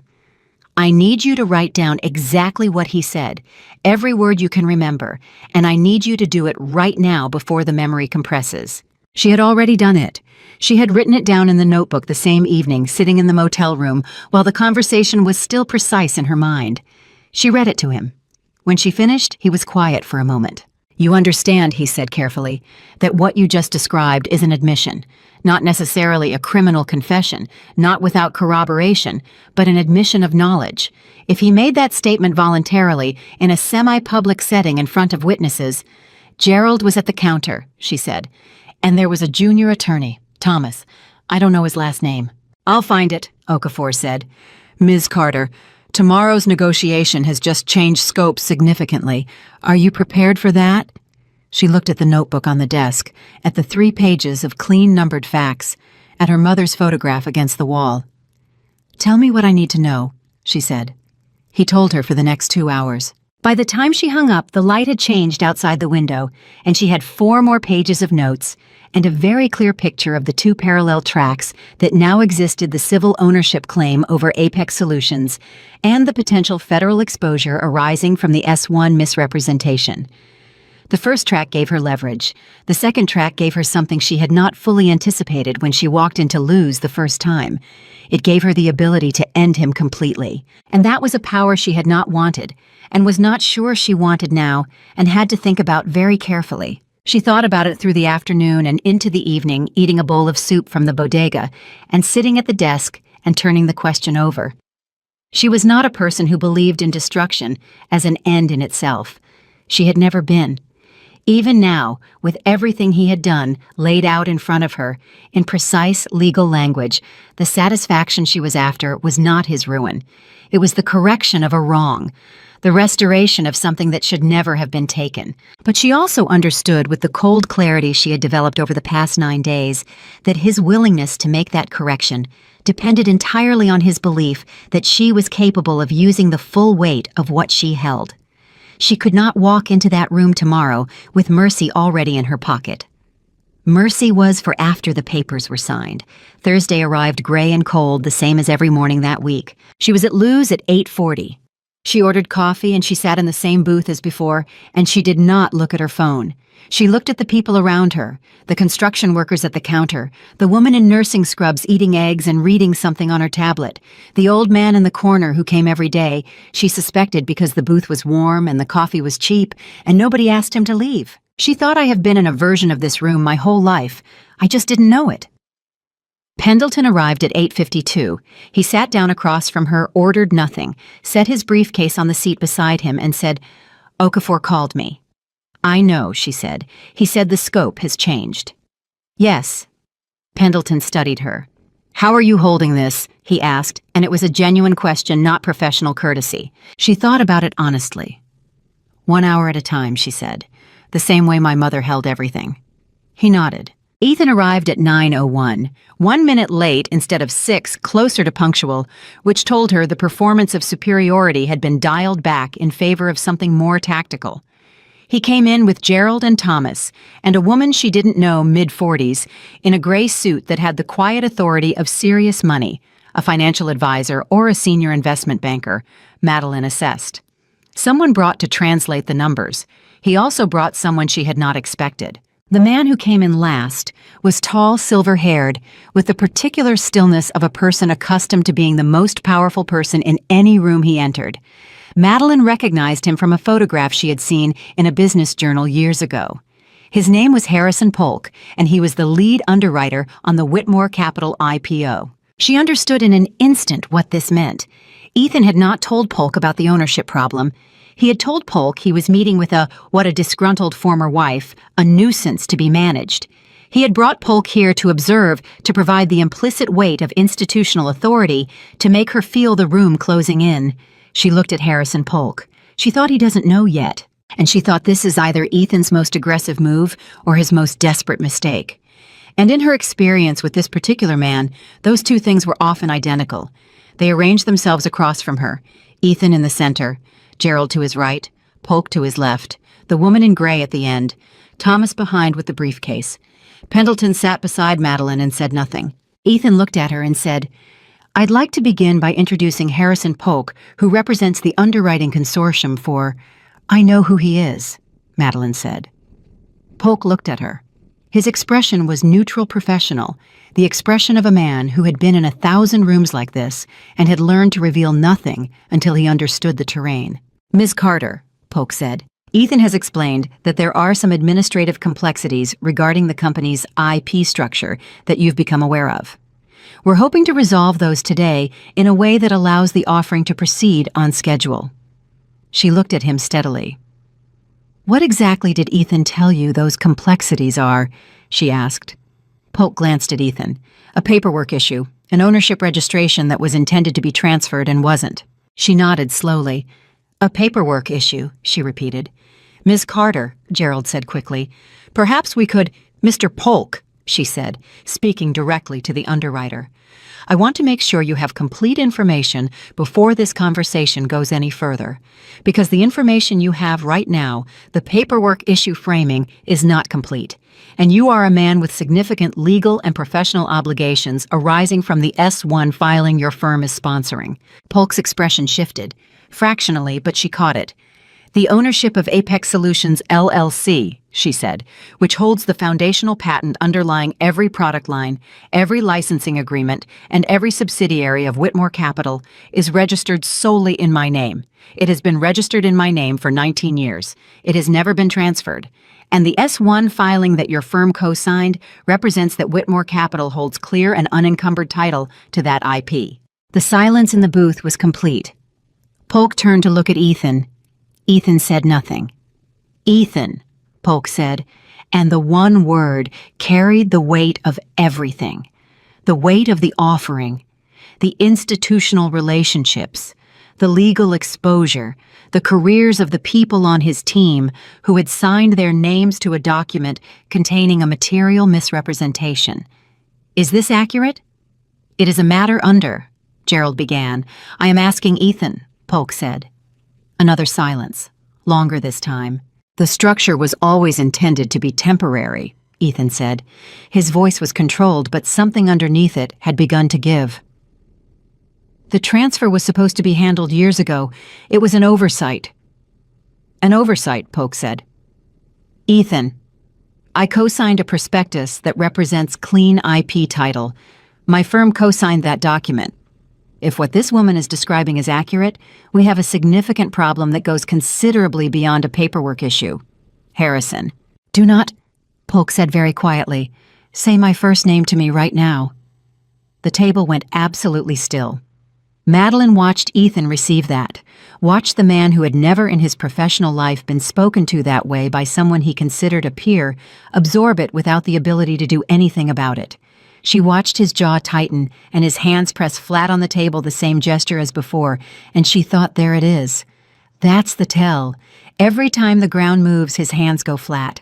She gave it 10 seconds. Then she said, "Mr. Polk, I want to be transparent with you about something because you are in this room under a misapprehension, and that is not a position I put you in deliberately. You were brought here without full information. What I am about to tell you is relevant to decisions you will need to make independently of whatever happens at this table today." Polk looked at her. She told him about the S1 representation. She told him about the 4-year timeline. She told him in clean and precise language that James Okafor had helped her organize over 2 hours of calls, exactly what the regulatory exposure looked like when a material misrepresentation was knowingly permitted to stand in a federal securities filing. She did not raise her voice. She did not perform anger. She stated facts in the order they occurred, and she let the facts do the work. When she finished, Polk sat back in his chair. He looked at Ethan for a long moment. Then he looked at Gerald. Then he said to no one in particular, "I need to make a phone call." He stood straightening his jacket with the automatic precision of a man who manages his exterior when his interior is in crisis. "Excuse me." He walked out of the booth and toward the door and pushed through onto the sidewalk. Gerald immediately leaned toward Ethan and began speaking in a rapid, low voice that Madeline caught fragments of legal exposure settlement framework, damage containment. Ethan was not looking at Gerald. He was looking at Madeline. She looked back. "You brought him here to intimidate me," she said quietly under Gerald's rapid murmur. "You thought if I saw the lead underwriter sitting across from me, I would understand the scale of what I was challenging, and I would shrink. I thought," Ethan said, equally quiet, "that having all parties in the room would accelerate resolution." "It did," she said, "just not in the direction you planned." Gerald stopped talking. Outside on the sidewalk, through the glass, they could see Polk on his phone. His posture told everything the squared shoulders of a man delivering news he does not want to deliver to people who are not going to want to hear it. The woman in gray, who had not spoken a single word, quietly closed the folder in front of her and set down her pen. "Ms. Carter," Gerald said, and his voice had changed. The professional smoothness was still there, but underneath it something had shifted, a recalibration toward a position he had perhaps prepared for, but hoped he wouldn't need. "Mr. Whitmore is prepared to discuss a comprehensive resolution. We would like to understand specifically what terms you consider acceptable before we respond to your ownership claim." "Before I give you terms," she said, "I want something from Ethan directly." Gerald looked at Ethan. Ethan said, "What?" "I want you to say in this room that the prenuptial agreement was not signed by me." Gerald said immediately, "I cannot advise." "Gerald." Ethan's voice was flat. He looked at Madeline. A muscle in his jaw moved. "The prenuptial agreement was not signed by you." She absorbed that. She had not been certain until this moment that he would say it. She had held the probability at 60% high, but not certain. The fact that he had said it here with Gerald present and Thomas taking notes told her that his attorneys had already determined that fighting the prenuptial fraud claim on top of the IP ownership dispute and the S1 exposure was a war on too many fronts simultaneously. He was beginning to choose what to sacrifice. "Thank you," she said. She reached into her bag and she set the folder on the table. Not the folder from Pendleton, a new one assembled over the past 2 days, organized into clean sections that James Okafor had reviewed and approved. "My terms are as follows," she said. "I will transfer Apex Solutions, LLC, to a new jointly held entity with conditions. In exchange for that transfer, which resolves the IP ownership issue and allows the IPO to proceed, I receive 51% controlling ownership of Whitmore Capital's restructured board. Not a seat, not an advisory role. Controlling ownership, 51%. Gerald made a sound. Ethan said nothing. Additionally, she said the original divorce settlement is voided in full. The prenuptial agreement is acknowledged as fraudulent and withdrawn from the record. The marital estate, including the Riverside apartment, the Connecticut property, the investment accounts, and the commingled funds that included my mother's inheritance, is subject to equitable division under New York law, with an independent auditor appointed to establish fair value." "Madeline," Ethan said. His voice had lost the controlled quality. Something raw had moved into it. 51% is the company. You're asking me to hand you the company." "I am asking you," she said, "to give me what the law already says is mine, and to give me a position that reflects 19 years of contribution that you never acknowledged and never compensated. 51% is not a punishment. It is a correction." "And if I refuse," he said. She looked at him. "If you refuse," she said, "I file the Apex Solutions ownership claim today. The underwriters learn about it by this evening if they haven't already given that Harrison Polk is currently on the sidewalk making phone calls. The IPO collapses. The debt obligations come due. Okafor files the civil ownership claim on Monday and refers the S1 representation issue to the SEC's Enforcement Division for review. And you spend the next several years fighting on 3 simultaneous fronts: civil, regulatory, and whatever the investors do when they understand what happened with no operating capital because the company is insolvent. Amadi Diomisabasat. She paused. Or, she said, you sign today, the IPO proceeds on schedule, the company survives, and 5 years from now you can tell whatever story you want about how the restructuring happened. Ethan looked at the table. She waited. Outside, Polk came back through the door. He walked to the table and looked at Ethan and said very quietly, "My firm is suspending participation in the offering pending legal review of the IP ownership structure. That suspension becomes public if we don't have a resolution and a clean legal opinion by Monday morning." He picked up his coat from the seat. "I'm sorry, Ethan. This is not a position I can hold." He left. The woman in gray stood and left without speaking. Thomas closed his notepad. Gerald sat with his hands folded on the table and looked at Ethan with the expression of an attorney who has given the best advice available and whose client did not take it. The booth was very quiet. Ethan sat across from Madeline in Lou's diner on a Thursday morning with the coffee cooling between them and the sounds of the city carrying on outside, entirely indifferent to the fact that in this particular booth, a man's empire had just been handed back to the woman he had discarded, and the only question remaining was whether he had the intelligence to understand it. She did not push. She had learned watching him for 19 years that pushing Ethan Whitmore at the moment of maximum pressure produced defiance. He had to arrive at the conclusion himself, even when the conclusion was foregone. He had to believe on some level that he had chosen it. She picked up her coffee. It was cold, but she drank it anyway. She thought about her mother in the winter coat. About $38,000 a year and $112,000 saved. About the patience that had looked to the outside world like smallness and had actually been the deepest form of strength she had ever witnessed. She thought about Gloria Reyes making 4 phone calls without hesitation, about Patricia Webb calling from her personal cell, about James Okafor's voice sharpening on the phone when he understood the scope of what she had, about Arthur Pendleton sitting quietly beside her in this booth, not speaking, not performing, simply present. She thought about the woman who had stood in the rain outside a Manhattan law office 8 days ago with $32 and a cracked phone and a suitcase that bumped over the wet sidewalk.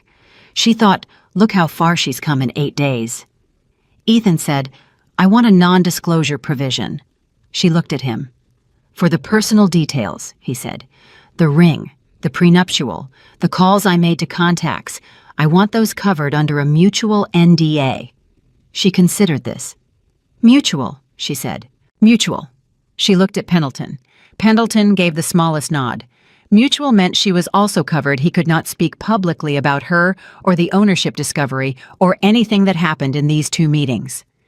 "Gerald will draft it today," Ethan said. "You'll have terms by 6 this evening." "I'll have Okafor review them by 9 tomorrow morning," she said.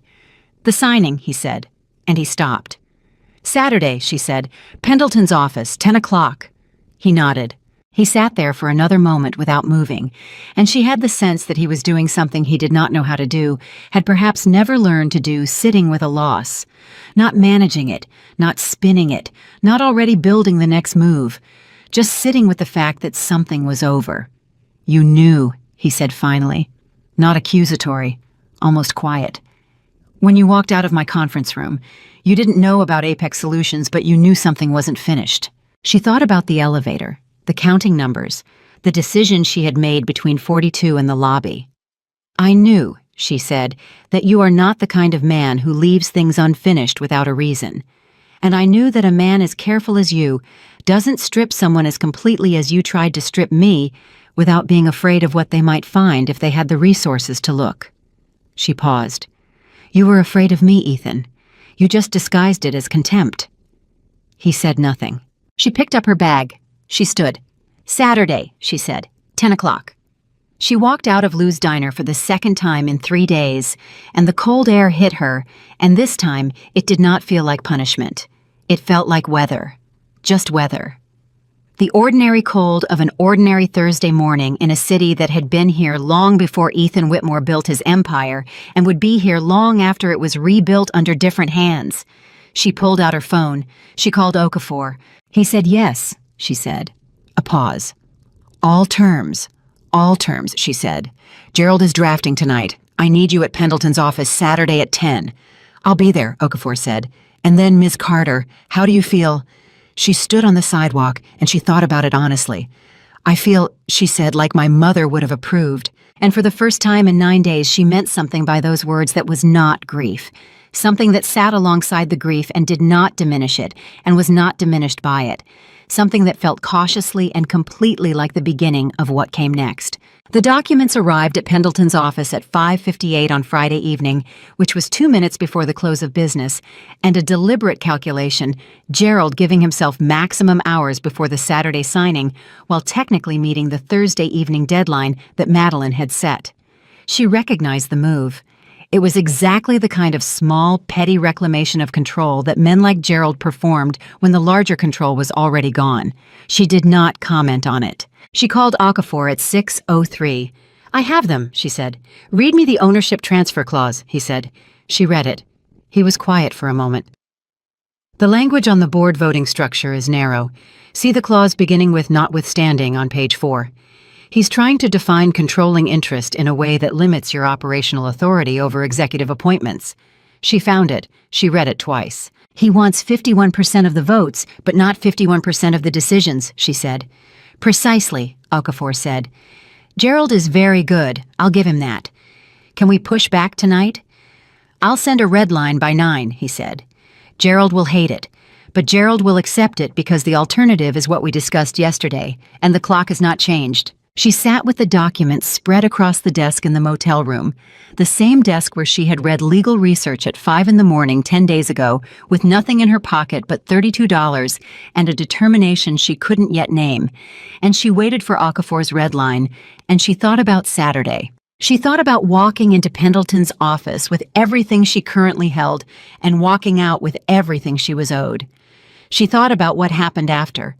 She had been so focused on the negotiation, on the legal architecture, on the precise and careful dismantling of the structure Ethan had built to contain her, that she had not fully allowed herself to think about what she was going to do with 51% of a $3.4 billion company. She was a woman who had spent 19 years managing the invisible infrastructure of a powerful man's world.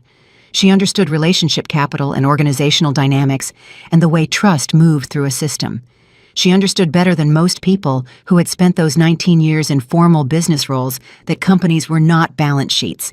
They were people and patterns and the decisions that accumulated into culture. She had watched Ethan's company for 19 years. She knew exactly what was wrong with it. Okafor's red line arrived at 8:47. She read it and then called him. The executive appointment clause, she said. You've given me unilateral authority over the C-suite within the first 90 days. Yes. Gerald won't accept that. Gerald will negotiate it to a joint approval process with a tiebreaker mechanism, Okafor said, which is what I actually want. The unilateral language is the opening. The tiebreaker is the landing point. In a 51-49 structure, the tiebreaker always goes to the majority holder. She understood. You started high, so he thinks he won something. Gerald needs to feel that he has protected his client, Okafor said. If Gerald feels he has protected his client, he signs. If he feels he has lost completely, he advises Ethan to walk away and take the consequences because attorneys always prefer the war they know to the peace they don't. She sat with this. James, she said. Yes. Thank you for all of it. A pause. Ms. Carter, in 31 years of IP litigation, I have never seen anyone walk into a negotiation with less formal support and more fundamental clarity. You knew what you had. You knew what it was worth. And you did not let anyone in that room tell you otherwise. He paused. That is rarer than you would think. She put the phone down. She looked at her mother's photograph. She said quietly to the photograph, Saturday. Gerald called at 11:23 that night, past 11 on a Friday, which was its own testament to how much pressure was now inside the Whitmore operation. He accepted the tiebreaker mechanism and 3 other minor modifications. He tried to reinsert a clause limiting her public communications about the ownership history. She told him that clause was non-negotiable and it was going out. He accepted that too.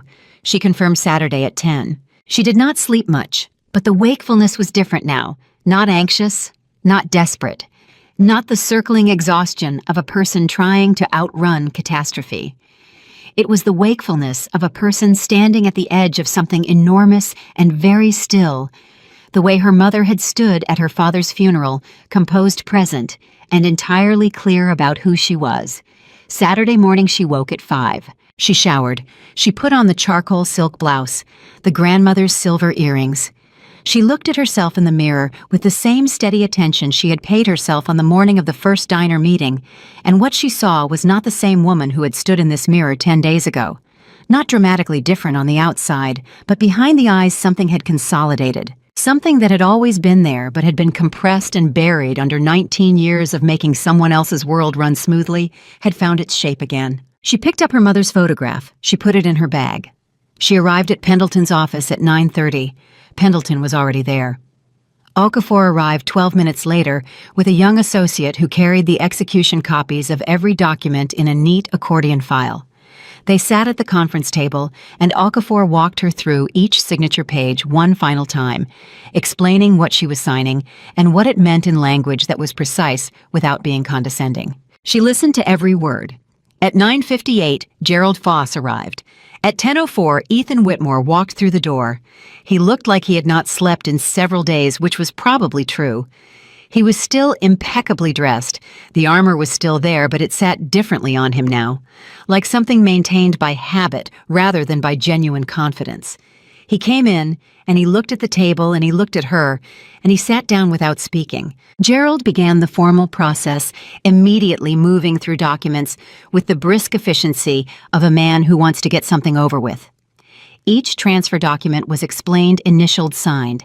The Apex Solutions transfer, the board restructuring, the executive appointment framework, the acknowledgement of the prenuptial fraud, the voiding of the original settlement, the equitable division of the marital estate with a named auditor agreed upon by both parties, page after page, signature after signature. She signed each one clearly and completely the same way she had signed those divorce papers 2 weeks ago in a different conference room, except that this time what she was signing was not the end of something, it was the beginning. Halfway through the stack, she paused. She looked at Ethan. He was looking at the table. "Ethan," she said. He looked up. He looked. "The CFO," she said, "and the general counsel, the ones who co-signed the S1 with the IP representation. Were they aware of the Apex Solution structure when they signed?" A beat of silence. Gerald's pen stopped. "That is not," Gerald began. "Gerald," Ethan said. He looked at Madeline. Something moved through his face, not warmth exactly, but the absence of the armor just briefly. "Marcus knew," he said. Chen did not. Marcus was the CFO. She filed that. She did not say anything else about it at the table, but she filed it. They finished at 11:47. The final page was a summary document, a single sheet that consolidated the key terms of the agreement in plain language required by the New York courts for certain classes of settlement. It was signed by both parties and witnessed by both attorneys and notarized by a woman who had come up from the building's ground floor office for exactly this purpose. When it was done, Gerald stacked his copies, clicked his pen, and stood. Ethan sat for a moment longer. He picked up the cubic zirconia ring from the table between them. She had set it there before the meeting began without explanation, and no one had commented on it. He turned it in his fingers, set it back down. He stood. He looked at her one final time. She thought he was going to say something. She could see him composing. It could see the familiar architecture of Ethan Whitmore constructing a sentence that would allow him to exit with some version of grace or authority intact. She had watched him do this 1,000 times in 1,000 rooms. He didn't say it. Whatever it was, he let it go. He walked out. Gerald followed without looking at anyone. The room was quiet. Okafor's associate began carefully organizing the signed execution copies into separate folders. Pendleton sat back in his chair and exhaled slowly. Okafor looked at Madeline. "Well," he said. She picked up the cubic zirconia ring from the table. She held it up one last time in the light. Then she set it down on the conference table and she left it there. She did not need to carry it anymore. The first week after the signing was administrative, in the way that enormous changes always are the paperwork that follows. The paperwork, the notifications to regulatory bodies, the communications to the board that had to be carefully handled, so that the restructuring was understood as a resolution rather than a hostile event. Okafor's team managed most of it. She was on the phone for 8 to 12 hours a day, learning at an accelerating pace the operational details of a company she had lived beside for 19 years without ever being allowed inside. What she found when she got inside was roughly what she had expected, and in one significant way, considerably worse. The company's culture was built entirely around Ethan's personality, his decision-making style, his preference for secrecy and concentrated authority, his habit of rewarding loyalty above competence. There were genuinely talented people buried 3 and 4 levels down in the organization who had been systematically passed over because they had the wrong kind of talent, the kind that asked questions, the kind that built systems rather than empires, the kind that made themselves useful rather than indispensable to one powerful person. She met with the department heads in the first week one by one, not in a conference room but in their own spaces. She asked each of them the same question: what would you fix first if you could fix anything? The answers were revelatory. The head of product development, a woman named Serena Park, who had been with the company for 11 years and had been passed over for promotion twice, said without hesitation, "The patent licensing structure. We're leaving 40% of our revenue potential on the table because the licensing terms were designed to maximize Ethan's personal control rather than the company's market share." The head of engineering, a quiet man named David Lim, said, "The documentation. Nobody knows how anything actually works because Ethan never wanted institutional knowledge. He wanted key person dependency. If he left, the company couldn't function. That's not a company. That's a hostage situation." The head of legal, not the general counsel Chen, who had resigned 3 days after the signing, but the deputy general counsel, a careful woman named Rita Albanese, who had been waiting in that role for 6 years, said, "The compliance framework. It's not there. There are policies on paper and nothing in practice.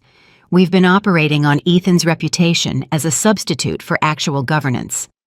Madeline wrote everything down. She went back to the motel each evening.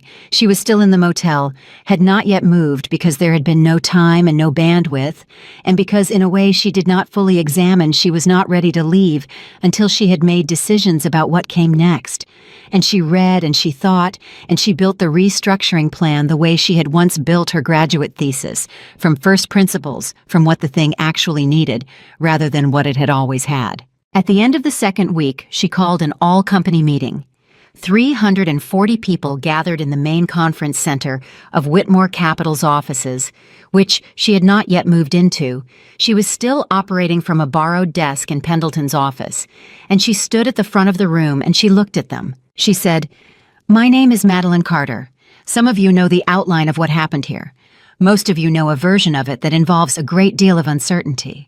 I want to address that uncertainty directly because I think you deserve directness and because the culture of this company has not historically offered it." The room was very still. "This company was built on real intellectual property and real talent," she said.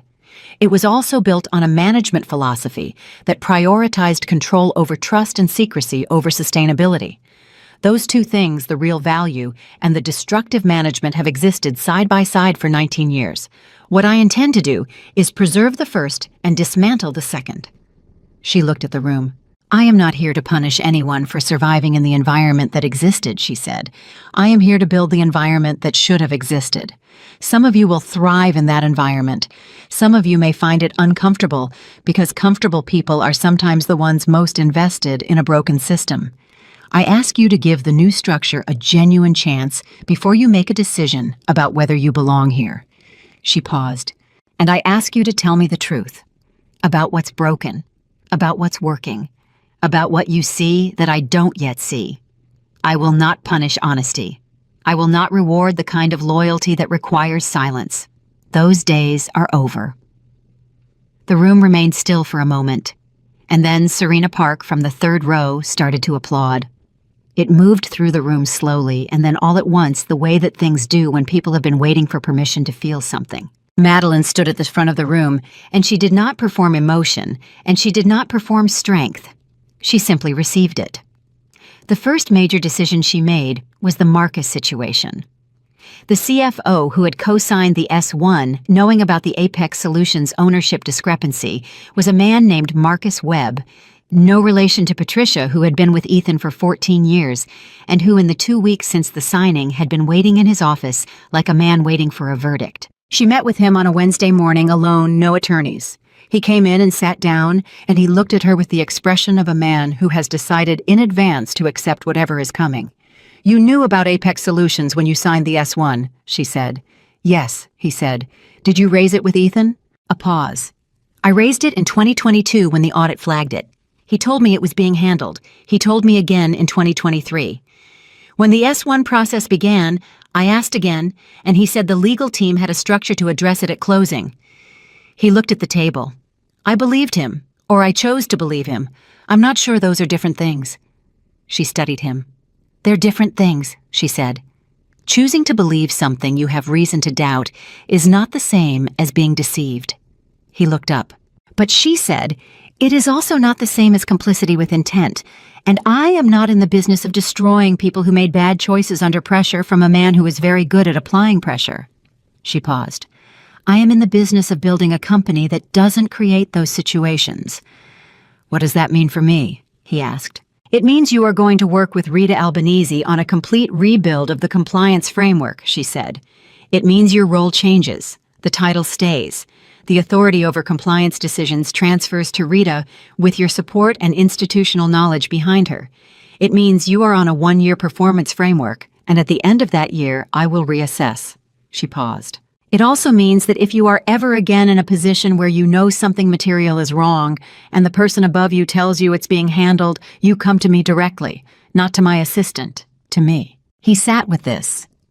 "Why are you giving me that?" he said. "I wouldn't have." "I know," she said. "That's partly why I'm giving it to you, because I want you to understand the difference."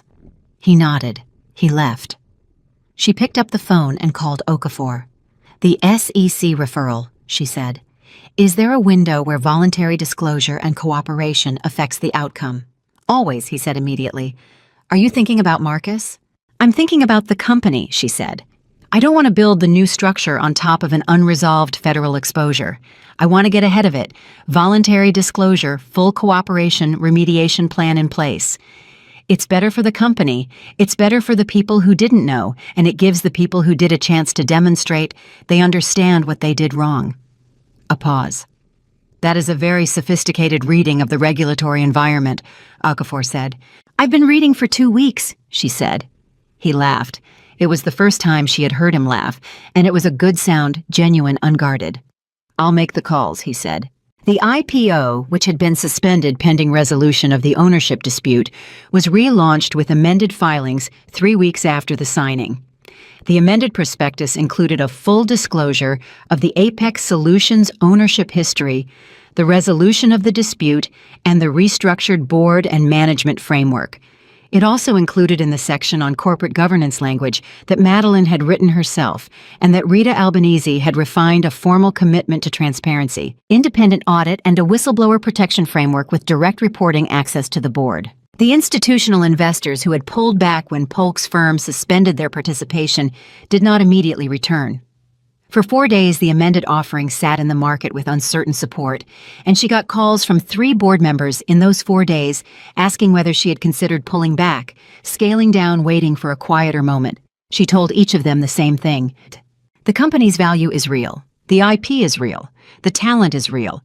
If investors won't support a company that disclosed its problems voluntarily and remediated them transparently, then those are not the investors this company needs at this stage of its growth. We wait for the right ones. On the 5th day, a sovereign wealth fund out of Singapore submitted an anchor order. By the 6th day, 3 institutional investors had returned. By the 7th day, the book was oversubscribed.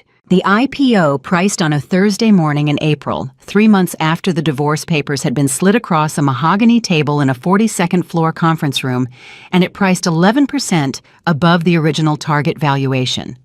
Not $3.4 billion, $3.78. The morning of the pricing, Madeline was in the offices early. She was on her 4th cup of coffee, and her phone had been ringing since 6 in the morning, and she had taken every call personally because she had decided in the 2nd week of the restructuring that the CEO of this company answered her own phone when it mattered. Serena Park knocked on the open office door at 7:45 and said the final pricing just came through. Madeline looked at the number Serena handed her. She sat with it for a moment. She thought about $32. She thought about a bodega roll and a $2 notebook and a second-hand laptop and a cubic zirconia ring in a jeweler's loop. She thought about her mother in the winter coat. She set the paper down on the desk. "Thank you, Serena," she said. Serena started to leave and then turned back. "Miss Carter, how does it feel?" Madeline thought about it honestly, the way she had been trying to think about everything since the motel room, without performance, without the answer that sounded right, with just the actual truth of it. "It feels," she said, "like the beginning of the work." Serena smiled. "Good answer," she said, and left. 2 weeks after the IPO on a Tuesday evening, Madeline received a call from a number she recognized as belonging to Monica Ethan's now former fiancé. She stared at the name on the screen for a moment and then answered. Monica's voice was quiet and careful. "I hope you don't mind me calling. How did you get this number?" "Patricia Webb. She thought you might be willing to talk." Madeline sat back. "What can I do for you, Monica?" A pause. "I left Ethan 3 weeks ago, the week after the IPO priced." A breath. "I know you probably don't have any reason to care about that, but I wanted you to know. I don't know what I wanted, to say that I wasn't what he told me you were.